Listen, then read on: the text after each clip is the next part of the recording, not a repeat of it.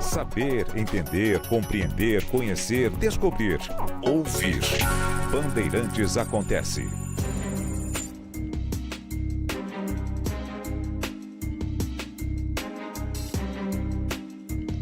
O Donald Trump anunciou Tom Homan como diretor da Agência de Imigração e Fiscalização Aduaneira dos Estados Unidos. Vai ser o que o próprio Trump chama de César da fronteira, né? É o cara que vai tentar conter imigração ilegal e resta saber se usando inclusive métodos que o próprio judiciário dos Estados Unidos desautorizou no primeiro mandato de Trump a separação de crianças de seus pais. E crianças eram separadas, tinham de ser levadas para algum lugar e, de repente, o que havia era uma estrutura mais parecida com um campo de confinamento de crianças estrangeiras, da América Central principalmente, mas também da América do Sul e do próprio México. E agora ele vai ter uma autoridade considerável, tem experiência, foi policial de fronteira por muito tempo e volta com o Trump sem determinadas amarras, né, que havia antes, porque os democratas terão um nível de resistência muito menor. De resto, é um partido cada vez mais desmoralizado, o Partido Democrata, e por suas hipocrisias, né, já que, no final das contas, o que Trump fazia, Biden também fez. Aliás, esse Tom Homan, ele fez um trabalho muito parecido, só que ele não era o chefão do departamento que cuida das fronteiras. Ele fez um trabalho muito parecido no governo Barack Obama. O Obama também deportou para valer, o Biden nem se fala. O Biden bateu alguns recordes de deportação, só que o Trump faz isso descaradamente, com desassombro, sem constrangimentos, não é? Enquanto Obama e Biden faziam com constrangimento, tentavam agir nas sombras, mas com o mesmo princípio, a mesma ideia. Interessante que isso pode atrapalhar produtores nos Estados Unidos que contam com essa mão de obra que, por farta, torna-se barata. Então, se a deportação de fato ocorrer em massa, como o Trump está anunciando, um dos resultados é uma redução da oferta de mão de obra mais barata, o que obviamente levará à elevação de custos. Mas há outras questões econômicas que essas sim devem atingir duramente o custo de produção nos Estados Unidos. Trump, ele pretende fazer uma combinação que aparentemente significa combinar elementos que são estranhos entre si, que se excluem mutuamente, mas não, essa é apenas uma impressão. Porque ele quer combinar sanções tarifárias e liberação radical para o grande capital. Grande capital, seja o financeiro, o produtivo, e este produtivo, não importa se industrial, comercial, agrícola, o grande capital. As sanções tarifárias, elas teriam 3 finalidades. A primeira é incentivar produtores dos Estados Unidos e também estrangeiros a levarem seus negócios para os Estados Unidos. O segundo ponto, proteger os produtores locais da concorrência externa, que é o elemento clássico, né, em políticas protecionistas, uma proteção para os produtores locais. E o terceiro ponto, mas de fato o mais importante, usar as tarifas e as sanções tarifárias como arma política e econômica. Trump já preparou o terreno, ainda candidato, quando afirmou que não há palavra mais bonita no dicionário do que tarifa. E pretende usá-la, sim, como arma política e econômica. Tarifas que terão o caráter de sanções. O incentivo para que o capital produtivo volte ou migre para os Estados Unidos tem a ver com aquela ideia de repatriar indústrias e investimentos, em geral,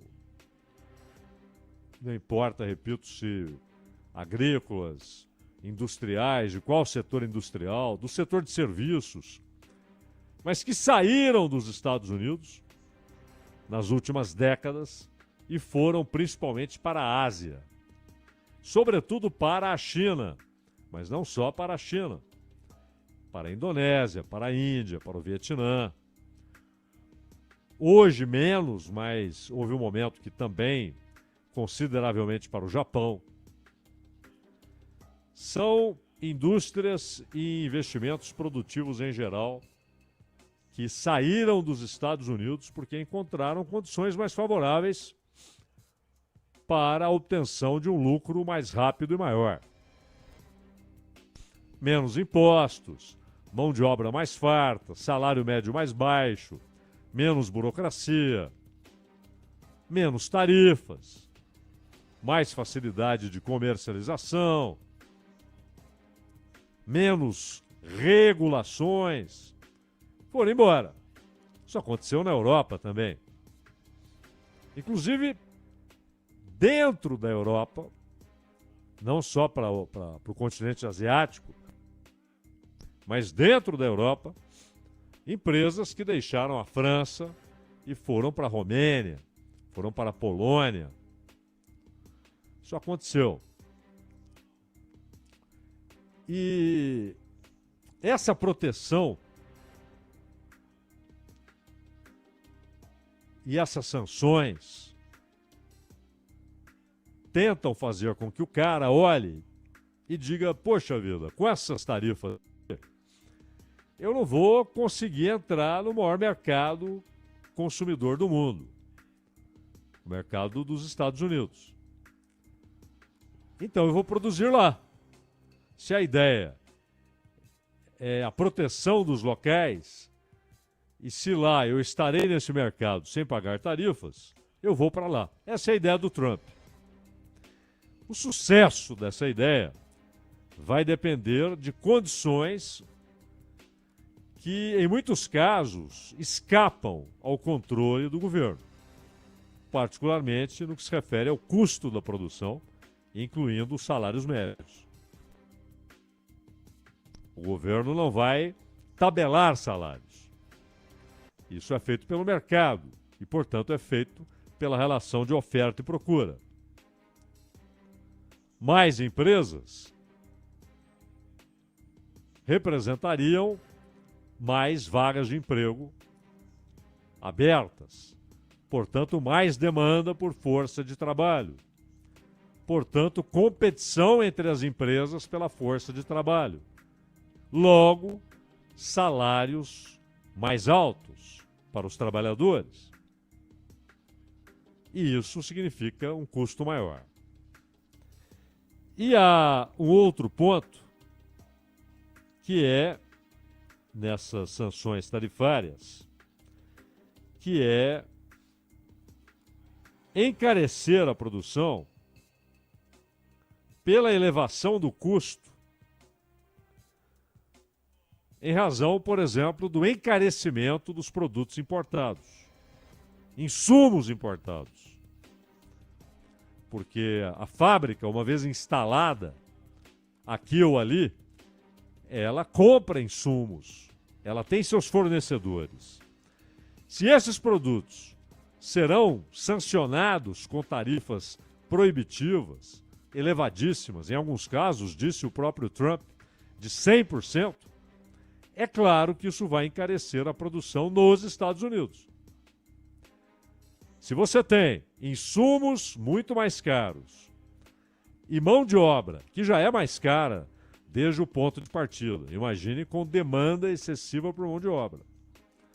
O salário médio nos Estados Unidos é maior do que nesses outros países para onde foram essas empresas no passado. Isso significará custo maior.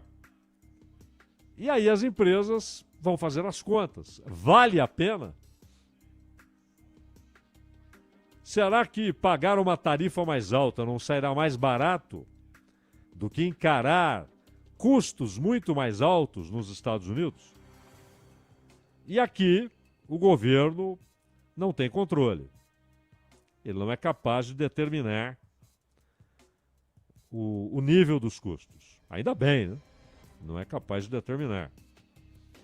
E a proteção aos produtores locais amplia a mudança que o Trump já havia iniciado em seu primeiro mandato em relação à defesa que o Partido Republicano fez historicamente do livre comércio. O Trump e muitos de seus mais fiéis assessores, gente que ele escuta, principalmente na área econômica, gente que ele ouve atentamente, que tem influência sobre ele, essa gente e o próprio Trump não acreditam nessa história de livre comércio. Aquilo que foi marca histórica do Partido Republicano. Não, que o mercado tudo regule. Nossas fronteiras estarão abertas, mas queremos que as fronteiras de vocês também estejam. Vamos comercializar. O livre comércio é que traz riqueza. Uma ideia assentada no período clássico da economia política, não é? E que ganha capítulos decisivos com Adam Smith, mas também com outros autores importantes. Embora Adam Smith nem de longe fosse o que caracteriza hoje o liberal radical, né? Ou o liberal modelo, longe disso. Ele tinha preocupações imensas com a situação dos trabalhadores na sociedade que começava a se organizar em torno do capital e da burguesia, substituindo o poder político e econômico da nobreza. Mas a ideia do Trump é essa. Ele vai dar uma banana para esse conceito que o Partido Republicano cultivava, a defesa intransigente do livre comércio. O Trump não acredita nisso. E muitos, inclusive banqueiros que trabalham com ele, gente que fez fortuna no mercado de hedge, etc., eles não estão nem aí para esse papo de viva o livre comércio, viva a liberdade de comércio. Então eles não têm qualquer inibição em relação ao estabelecimento de protecionismo usando o mecanismo das sanções tarifárias. Nesse aspecto, ainda resta uma diferença substancial entre os republicanos sob Trump e os democratas. Porque os governos democratas, e isso ficou muito claro no governo do Joe Biden, para pegar, portanto, o exemplo atual, os democratas dizem aos outros países: olha, abram seus mercados para os nossos produtos e nós abriremos o mercado consumidor dos Estados Unidos para os produtos que vocês exportam. Ou seja, o Partido Democrata usa o discurso que antigamente os republicanos usavam e os democratas não. Agora usam. Já Trump, ele diz: olha, eu vou aumentar as tarifas de importação. Isso não está nos assuntos a serem discutidos. Isso já está definido. Eu vou aumentar as tarifas de importação. Se você não quiser ter seus produtos naquela lista dos que pagarão as tarifas mais altas, ao ponto de inviabilizar que entrem nos Estados Unidos, se vocês não quiserem isso, abram seus mercados para os nossos produtos. Se você não quer ser lançado fora do maior mercado consumidor, escancare suas fronteiras para os produtos que os Estados Unidos querem exportar. É isso que o Trump fala. Agora, uma possível consequência direta das sanções é a redução da oferta. É claro. E redução da oferta significa aumento da inflação. Se tem menos oferta, se a oferta não se equilibra com a procura, os preços sobem. Isso vale para laranja, para avião, para carro, para tomate e vale até para o dinheiro, enquanto mercadoria. E essa situação só pode ser evitada com um crescimento extraordinário da produção interna. Então, os Estados Unidos teriam de ter um crescimento acima do seu padrão nas últimas décadas, principalmente dos anos 80 para cá, muito acima, para ter oferta que consiga atender a demanda e, portanto, não provoque inflação. Só que esse crescimento extraordinário provocaria, por sua vez, claro, aumento do salário médio, porque haveria disputa pela mão de obra. E, consequentemente, aumentando o salário médio e, no geral, a renda média, você vai ter aumento do quê? Da demanda. Aumento do consumo, exigindo mais esforço de produção e de oferta. Principalmente em um país que tem o consumo e não a poupança. Não é o Japão. Não é a China. Nos Estados Unidos, não é a poupança. O consumo é o principal motor de sua economia. A ideia pré-estabelecida é de gastar, não de poupar. E aparece, então, o terceiro objetivo, o uso político, econômico das sanções tarifárias. É fato que esse recurso já era utilizado antes do primeiro mandato do Trump. Foi usado diversas vezes. Continuou depois, ou seja, no governo Biden, o atual governo dos Estados Unidos. Só que o Trump, ele pretende radicalizar o uso das sanções tarifárias.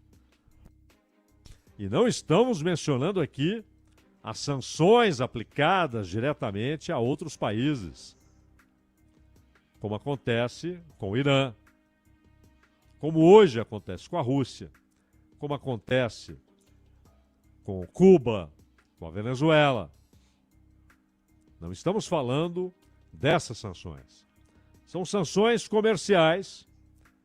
Olha, produtos que saem da China vão pagar 100%. A ideia é inviabilizar a entrada desses produtos. Só que a economia americana depende até ao limite desses produtos importados. E não só os consumidores, mas os produtores. Os Estados Unidos importam máquinas, importam semicondutores, importam tecnologia de Taiwan, da Índia, da própria China, e também exportam, obviamente. Também exportam tecnologia. Mas eles não estão livres dessa dependência. Eles não conseguem produzir sem esse material importado. Encarecê-lo com o uso de tarifas vai atingir setores estratégicos. Mas o Trump pretende radicalizar essas sanções tarifárias porque ele tem dois objetivos: provocar problemas para a economia chinesa. Calcula-se que o nível de tarifação anunciado pelo Trump em relação a produtos chineses pode provocar uma redução em 1 ponto percentual do crescimento chinês. A China não vai deixar de crescer, mas crescerá menos se as coisas funcionarem como o Trump está anunciando. O Trump, até por isso, ele cultiva a ideia de atrair o Putin. Ele sonha com a possibilidade de quebrar essa aliança que parece hoje indestrutível entre China e Rússia. O seu alvo é a China. Para ele, na sua visão, e não é a visão do Trump, é uma visão de parte do grande capital nos Estados Unidos. O Trump é apenas o que expressa. Ele é o portador político. Isso não é uma ideia do Trump. O Trump está lá porque grupos poderosos, parte considerável da plutocracia, entende que o maior desafio que eles têm, o maior obstáculo que eles têm e o maior rival é a China. O Trump é o portador político dessa ideia. Ele não é o idealizador desse conceito. Ele não é o autor intelectual desse conceito. Ele apenas porta. E hoje é o principal portador político, já que daqui a 2 meses ele será presidente dos Estados Unidos de novo. Mas há um outro objetivo: impedir a desdolarização das relações comerciais e financeiras no mundo. Bom, não foi por acaso, vale repetir, né, já falamos isso aqui, que o Trump afirmou que para os Estados Unidos perder a hegemonia monetária global seria equivalente a perder uma guerra mundial. E o Brasil, que assumirá a presidência do BRICS no ano que vem, terá de lidar com essa questão. E não haverá muito espaço para adiamentos, tentativas de conciliação. Veja Trump, veja Putin, veja Xi Jinping. Não haverá. E o Brasil presidirá o grupo, o único grupo no mundo capaz de realizar essa tarefa pesadíssima, dificílima, mas que já está determinada pelo BRICS, a desdolarização. Isso está determinado. Isso foi consenso, inclusive o Brasil aplaudiu essa ideia. E uma brasileira terá a tarefa de realizar ou de presidir a realização dessa tarefa no âmbito do novo Banco de Desenvolvimento, que é a Dilma Rousseff. Mas Trump, Xi Jinping, Modi, Ramaphosa e os novos integrantes desse BRICS, o BRICS ampliado, já decidiram. Nós faremos a desdolarização.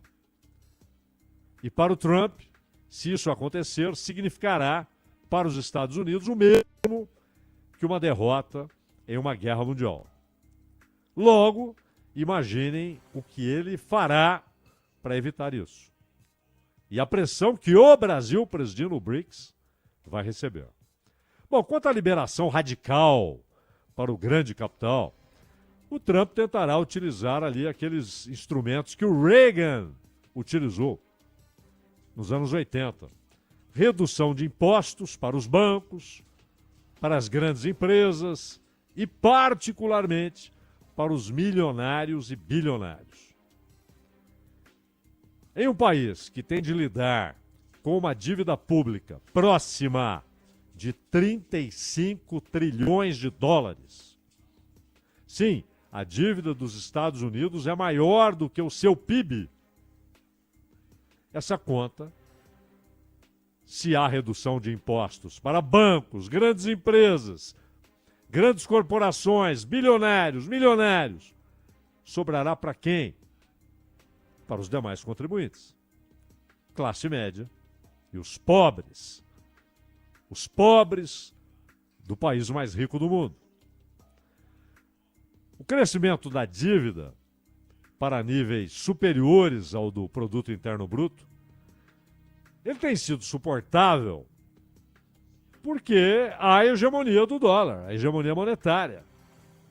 Afinal, o devedor, ele é ao mesmo tempo o emissor, o controlador soberano da moeda em que sua dívida está contratada.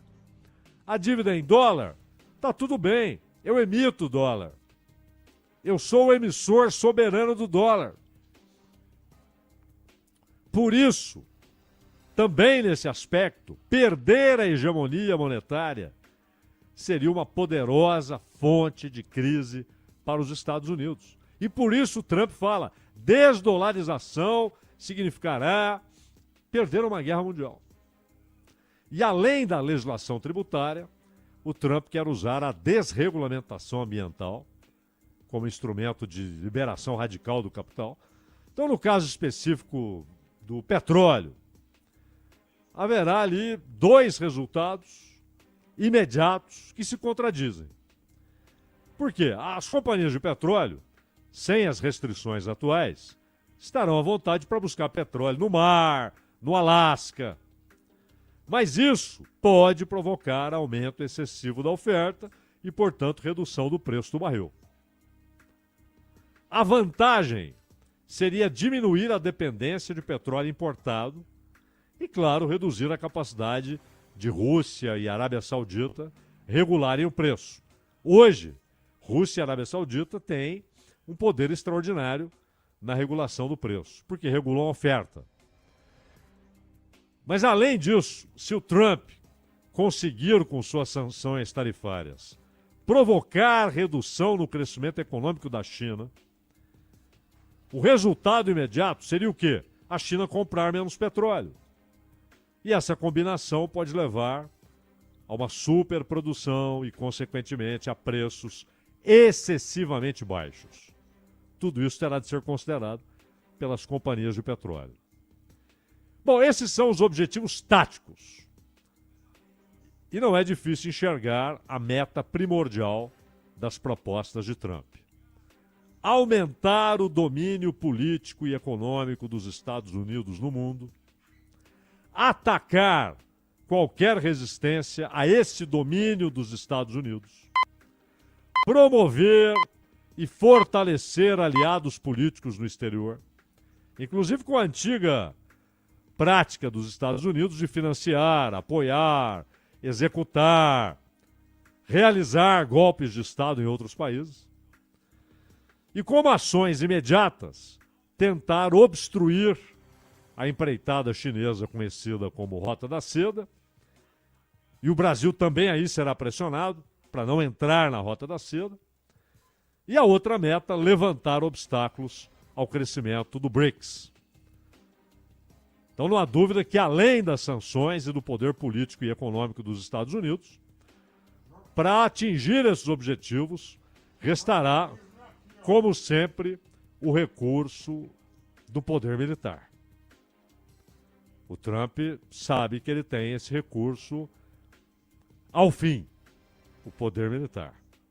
A capacidade daqueles que se opõem ao imperialismo de resistir e de vencer esses movimentos, dependerá de muitos fatores, inclusive de como irão reagir. No caso do Brasil, a primeira tarefa incontornável é definir de que lado está.